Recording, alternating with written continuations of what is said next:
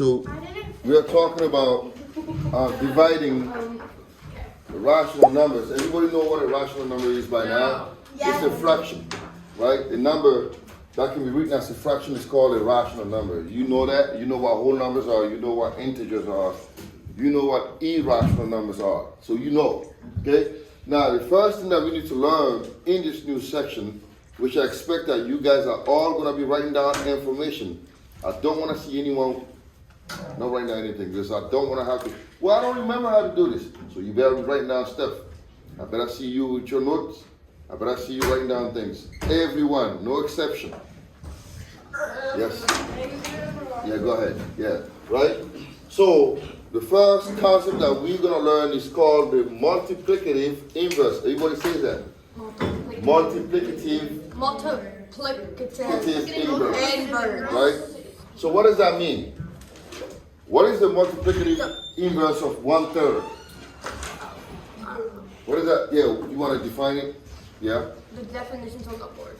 The product of the number and its multiplicative inverse is always equal to 1. What does that mean? If a number times its multiplicative inverse is 1, what does that mean? Yeah. Can we just call it MI? If you want.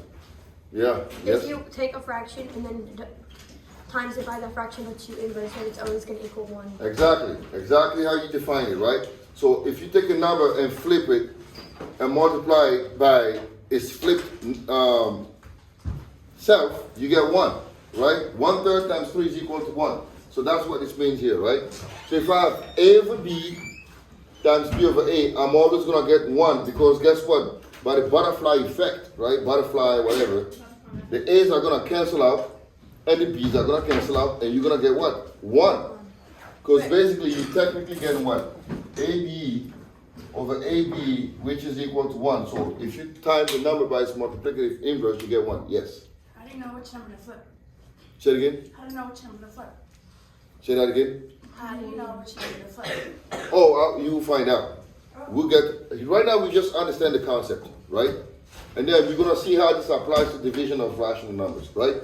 So, for example, 2/3 times 3/2 is equal to 1 because it's technically 6 over 6, right?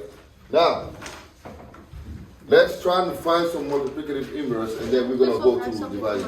Yes, go ahead. Right? For example, what is the multiplicative inverse of 7/16? 7 over 16, what would it be? 16 over 7. Does that make sense to everyone? Right? You just are flipping it. That's all you're doing. You're just flipping it. Right? Now, what is the multiplicative inverse of 3? 1/3. Does that make sense to everyone? Yeah. Because 3 is like technically 3 over what? 1, right? So if you want to find the multiplicative inverse of 3 is 1/3. Now, we have a mixed fraction here. So what is the multiplicative inverse of -6 and 1/3? Hold up. What do we do first? I got it. Yeah? I don't know, 317. Say it again. 3 times 17. So we're going to do first 6 times 3, right? Plus Which 1. 18 plus 1, 19. So we have to turn this into an improper fraction. That is negative what? 19 over 3. So therefore, the multiplicative inverse of negative 19 over 3 is negative 319, right? Negative 319. So that would be the multiplicative inverse of this number. Okay, So pretty simple. Now that we understand what a multiplicative inverse is, we're going to see how that relates to fractions, right? So now, dividing fractions. So when you divide a fraction, what you're technically doing is this. If I'm dividing A over B divided by C over D, what I'm doing is I'm multiplying A over B by the multiplicative inverse of C over D. Okay, that's a lot of terms. So basically, A over B divided by C over D is technically A over B times D over C. Yes? Like, I think I know this is multiplying by the Reciprocal. I can't say it. That's right, reciprocal, right? And the way you spell reciprocal is R-E-C-I, reciprocal. So when you divide a fraction, what you do is you multiply the left hand fraction by the reciprocal of the right hand fraction. This is the left, this is the right. So A over B divided by C over D is basically A over B times D over C. Does that make sense? Right? So now, for example, if I have 1 over 9 and I'm trying to divide that by 5 over 12, first we're going to learn how to divide fractions by fractions, right? 1 over 9 divided by 5 over 12 is 1 over 9 times 12 over 5. Okay? Now, since we learned how to do multiplication, yes? When we're dividing the fractions, are we allowed to divide the butterfly method? The butterfly, yes. I was going to talk about that, so you're actually ahead of me, right? So, since we're multiplying, when you have multiplication, we always think about what? Simplifying the fraction, right? Because going forward, any fraction that's not simplified is not totally complete, right? In my algebra 2, when they don't simplify, I take some points off. And they go, why? I said, well, because you have to simplify. It's a rule in mathematics that you have to simplify any fraction, right? Every fraction. So now, I have not 1 over 9 and 12 over 5. So how do I simplify this fraction? By what? If I look at these two, is there a relationship between 1 and 5? None, right? What about 9 and 12? What goes into 9, that goes into 12? 3, right? So if you divide this, you get 4. Divide this, you get 3. So that's basically 1 over 3 times 4 over 5, right? And then now to multiply, you just multiply across. Okay? So this becomes 4 over 15. So this is how you're going to do this, right? 4 over 15. That makes sense. Now, what am I going to do here? I want you all to try this. 3/7 divided by 8. And tell me how you did it. So how would you divide this fraction? 3/7 divided by 8.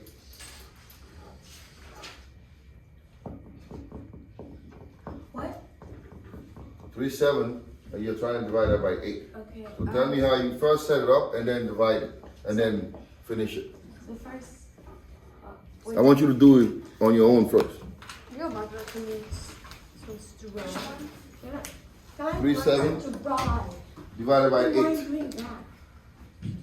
can use it. I mean, roll. Okay, I'll give you one. Hold on. Thank you. If you got the answer, tell me what you got. Ebenezer, what you got? Did you do it? I didn't make it. All right, so Liz, what you got? A little confused. I started Mhm. by taking the 8 and then turning that into a fraction, Mm-hmm. and then I multiplied by the reciprocal, Mhm. and so I got 3 over 7 times 1 over 8, Okay. and I got 356. 356 because there's no number Oh, that I goes remember into doing 3. this. That goes into 8, right? So therefore it's 3 over 56. Good job. Are we clear on that? Wait, that's a simplify that? You can't because there's no relationship between 3 and 8. There's No, I nothing. mean like 356 because 3 can go to 6. Can't This go 56 is not it's not 5 times 6, it's 56. 3 does not go into 56, right? Question. Yeah. How come you swapped only the 8 over 1 and not 3? Because we don't swap this one. We only swap the one on the right hand side, right? The only one that's always swapped or flipped is the one on the right hand side. Does that make sense? Okay, now let's try this. 4 over 5, right, times divided by 20. So go ahead and do that. 4 over 5 divided by 20 and see what you get.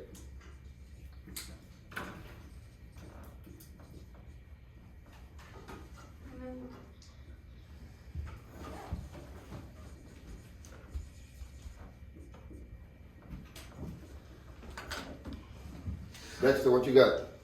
1/25. So tell me how you did it. So I turned the 20 into 1/20th. Okay. And then you multiply, right? Mm-hmm. All right. I Mm-hmm. cross by the 4/20 into 1/5 and 1/5, and that's 1/25. 1/25, that's correct. 1/25, right?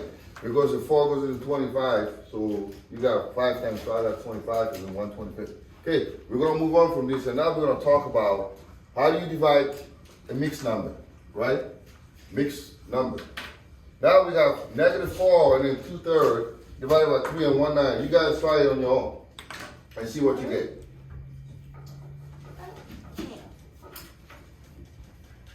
-4 2/3 and then divided by 3 and then 1/9.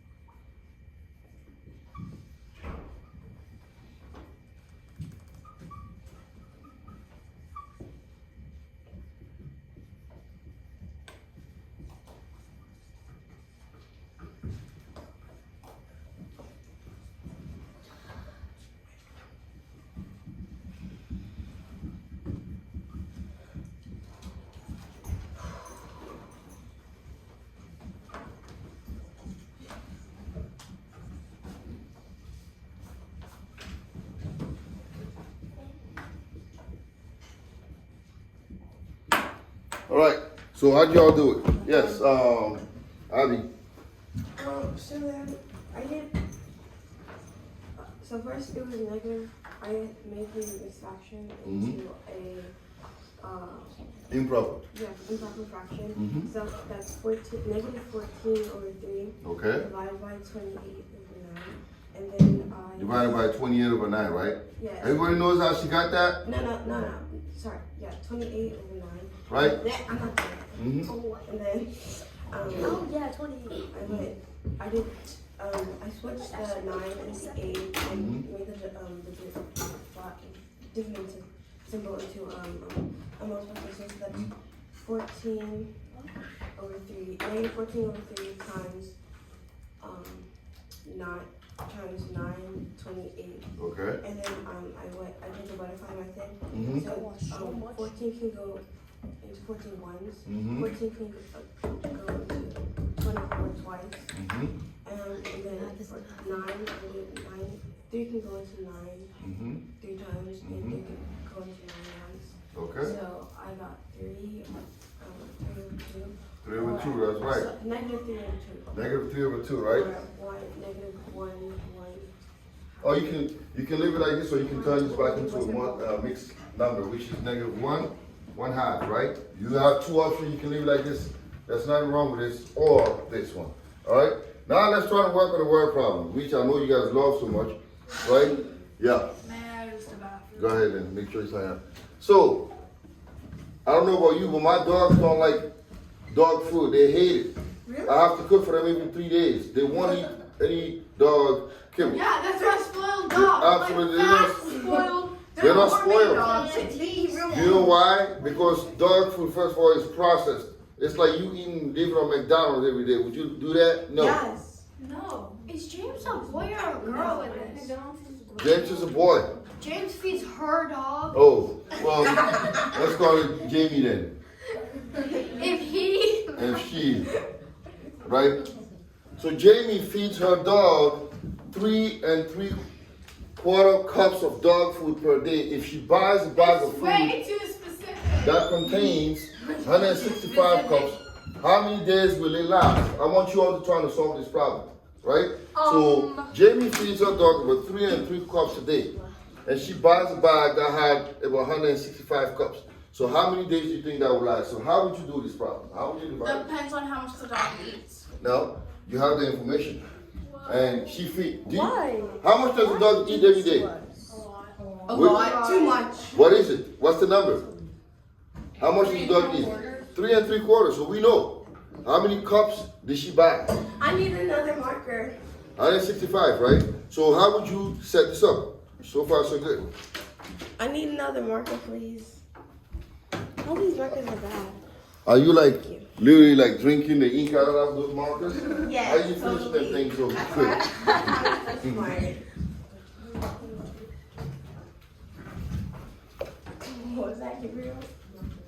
All right. Does anybody first? laugh at me? I want to know how you set it up first before you even go. So yes, Nora, how you set it up? 3 and 3/4 divided by 165. Oh wait. Over 1. All right, good. Way good way to set it up. So it's 165, right? Divided by what? 3 and 3/4, right? So now what do we do from here? So we switch it and make it. We switch the.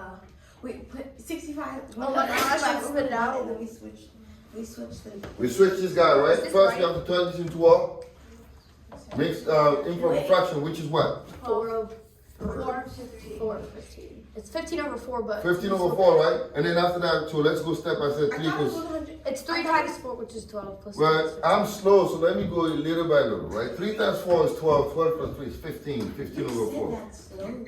right? That's what I'm saying. I'm very slow. So now we have 165 over 1. And then the times 4 over 15. Now what do we do from here? Do I got it. Butterfly. it's 15 and 165. 15 goes into 165 11 times. And 15 11 times? Into 1, yeah. Is that right? No. I use my calculator. I don't think that's right, No, because 4 times that's 15 is 60. So it goes probably 5 times. Let's do at least Yeah. 5. We know this is 3, I don't right? know. And this will be what? What's 165 over 5? It says 11. 11 here? Wait. Let me hold that. 165 160. divided by 15. Oh, so this is 11. Alright, so that would be 11. Yeah, it is 11. So this is 11 over 1 times 4 over 1, which is what? 44, right? So how long will the food last? 44 days. 44 days. Those dogs are pretty nice. Who buys 150 cups of dog? Well, if you have Big big bags. dogs, you know, that's good, yeah? Dog eats a lot. Yeah. What about It's called a gigantic dog. Alright? Now, Emily, you skipped the word problem just in time. okay, now we're gonna learn how to I know. now we're gonna learn how to use this to solve what we call algebraic expressions. Okay? Great. So now we're gonna talk about algebraic expressions, which I know you guys also love. So how do you divide them? So if I have 5 over 3ab, right? And I'm trying to divide that by 15 over ABC. So now I'm gonna try to solve this in front of you guys real quick, right? So look, I have letters. I don't like you.